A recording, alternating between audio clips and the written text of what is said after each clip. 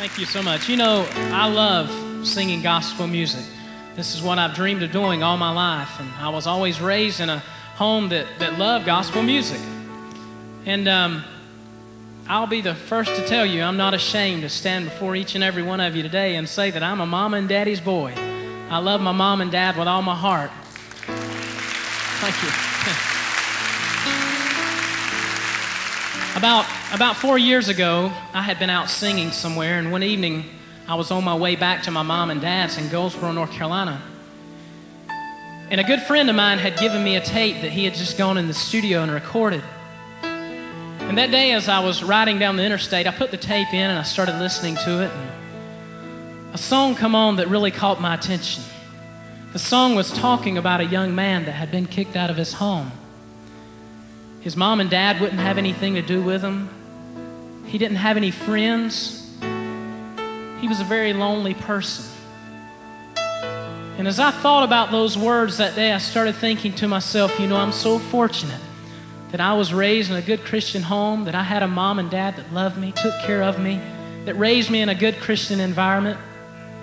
And that day as I rode, some words come to my mind, and I wrote a song about my Christian family.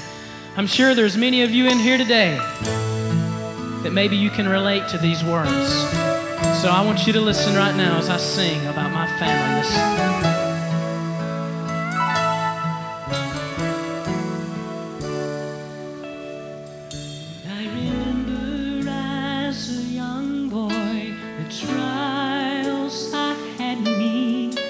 I'd go to mom and daddy, they'd say, son, go to your knees. It was hard to understand it, but I do it anyway. The pain I held within me, it would all be washed away. Now I'm getting a little older, and I'm starting to understand this world is full of trouble, but it's all in God's great plan. So we have to stay strong now in our Christian walk with Him. He will guide us through the valleys and make us whole within.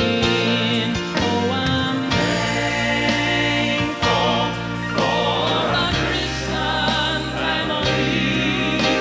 Without them in my life, I don't know where I would be. They taught me about Jesus, the one who died for me. That's why I'm so thankful for a Christian family.